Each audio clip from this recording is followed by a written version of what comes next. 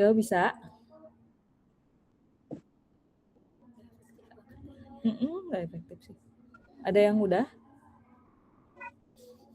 Nggak ada yang jawab. Atau nggak dibuka juga filenya?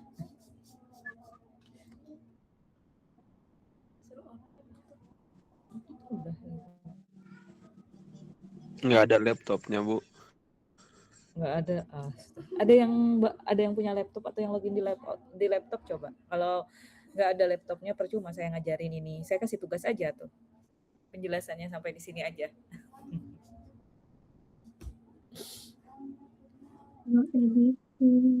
Ya udah. Berarti ini saya paparkan, nanti kalian lanjutkan harus seperti yang contoh saya ya. Yang pertama, yang nanti kita langsung di shot aja di filter. Nah, kedua, untuk mengetahui rentang kelas, kan kita di sini ya, dicari nilai terendah dan tertingginya. Nah,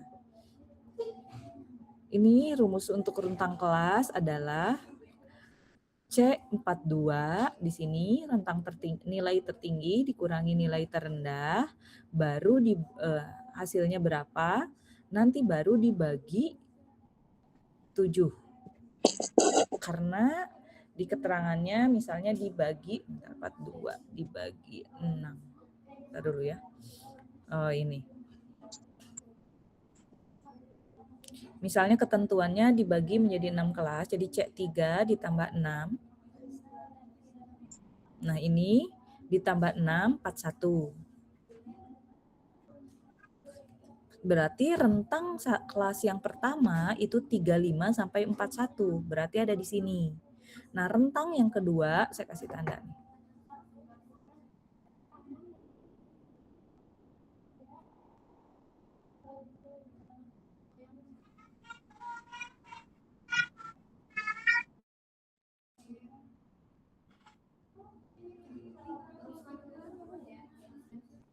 Nah, ini ada 7 kelas ya. Kita bagi rentang karena dibagi kelasnya keterangannya misalnya 6. Makanya di sini tadi nilai tertinggi dikurangi nilai terendah ya, dibagi 7 sama dengan 6. Ini 6. Nah, kita ngitungkan dari sini 6 ya. 6, lihat ini sampai 41, ini 42. 42 ditambah 6 berarti batasannya sampai 48. Berarti ini di rentang kedua dan selanjutnya sampai ada rentang ketujuh ya sisa. Nah, kita pindahkan ke tabel data frekuensi. Nah, kita salin nih, kelas tadi ada berapa, frekuensinya ada berapa. Frekuensi ini ada berapa? Dari mana ini, Bu? 7777651. Dari sini data mentahnya. Ini jumlahnya ada berapa? Ini 1, 2, 3, 4, 5, 6, 7. Dan ini sampai akhirnya yang di poin ke batas dari 77 sampai 83 itu cuma ada 1. Nah, ini jadinya. Nah, yang kedua, kemudian kita menghitung frekuensi relatif. Cara menghitung frekuensi relatif, ini sudah ada rumusnya ya, lihat. Frekuensi dibagi total frekuensi dalam bentuk persentasekan. Maka ini jumlahnya 17,50%. Sampai akhirnya totalnya ini ada 100%. Baru ke frekuensi kumulatif. Di frekuensi kumulatif ini dari mana? Nah ini, dari ini. Ini 14 dari mana? Dari frekuensi kumulatif sebelumnya ditambah frekuensi ini 14. Sampai akhirnya jumlahnya ada 40. Nah itu. Nah kemudian selanjutnya kita perlu menyajikan dalam bentuk diagram, baik itu diagram batang, lingkaran, atau histogram. Jadi ini namanya histogram, ini namanya penyajiannya data OGIF ya, dalam bentuk OGIF ini ada titik-titik ini. Nah, yang pertama kita menggunakan diagram batang. Caranya seperti apa? Kalian biasanya memasukkannya manual kan ya? Nilai ini. Untuk memudahkan, kita blok dulu di sini. Misalnya ya. Insert, baru nanti pivot table. Pivot table, nanti klik OK. Nanti akan ada tampilan seperti ini. Nah, ini. Di sini di pinggirnya ada mana ya tadi? Ada pivot table mana ya tadi? Nah, ini ada pivot chart field. Di sini kita bisa masukin. Misalnya saya pengen menampilkan kelas beserta yang ininya jumlah frekuensi. Nah, sehingga tampilannya seperti ini muncul. Jadi sebelum muncul ini, kita harus masukin dulu apa yang akan kita masukkan, poin apa yang akan kita cari atau yang disajikan dalam bentuk diagramnya seperti apa. Ini kelas dan juga frekuensi. Nanti akan muncul seperti ini. Sesudah seperti ini, kalian tinggal insert nanti langsung sajikan dalam bentuk misalnya ini namanya diagram batang. Nah, ini nanti kalian tinggal kasih judul. Ini contohnya diagram batang. Kemudian yang kedua diagram lingkaran. Nah, yang diagram lingkaran yang frekuensi relatifnya, presentasinya. Kelasnya tetap, ininya ditarik aja di checklist, tarik ke sini. Sehingga nanti muncul seperti ini, sesudah muncul seperti ini, nanti kita insert langsung ke tabel diagram, sudah muncul. Jadi kita nggak harus ngetik ya, ngetik manual, tapi sudah dari data mentah ke tabel data, dari tabel ini kita bisa membuat beberapa diagram yang memang fungsinya untuk memberikan informasi dengan mudah. Misalnya di sini kita memberikan informasinya ini dimasukkan frekuensi ini per kelas.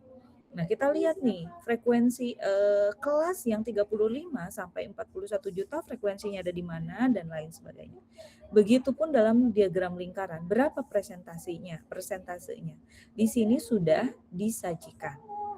Kemudian ada tabel di sini frekuensi maaf dalam bentuk ini teh diagram OGIF ya, OGIF dan histogram. Apa bedanya diagram batang kan ini ya ada celah. Nah, kalau dari sini baru ada datanya dalam bentuk histogram dan ini ada kurva-kurvanya. Dari sini sudah muncul nih ini tanda kan ya. Ini tinggal di blok ini baru insertnya nanti masukin mau histogram atau apa. Nah, ini. Jadi kan ini mana ya? Nah, ini banyak. Ini diagram batang. Kemudian ini garis, ini diagram lingkaran, dan ini histogram biasanya, dan ini diagram OGIF ya. Nah, dari hasil ini baru kita bisa menginterpretasikan data yang sudah ada. Dari data ini apa sih yang akan kita cerna? Nah, tugas dari kalian harus bisa paham dari mulai adanya data tadi, data mentah, kemudian dibuat dalam tabel frekuensi, tabel data frekuensi dibagi menjadi kelas tadi, kemudian frekuensi relatif dan kumulatif, ada beserta contohnya, dan disajikan dalam bentuk diagram. Dari diagram-diagram ini, kalian harus bisa memberikan kesimpulan. Ya.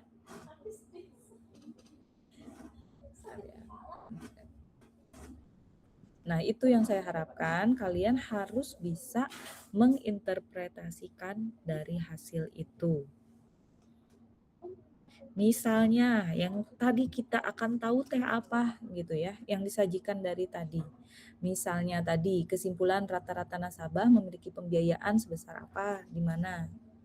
Atau misalnya di diagram batang, bank dapat menjadikan kelas apa sebagai produk unggulan yang diminati di sebelah mana. Gitu ya. Atau misal kita bisa lihat nasabah pembiayaan mikro di bank ini didominasi oleh usaha yang membutuhkan dananya berapa. Kan tadi sudah ada klasternya tuh dengan data itu. Ya. Sampai sini ada yang ingin ditanyakan atau tidak? Jadi tugasnya berarti kalian tidak mencari data ya, tapi data yang sudah ada yang saya kirimkan, silahkan kalian kerjakan seperti saya tadi, kemudian interpretasikan dari penyajian datanya ya.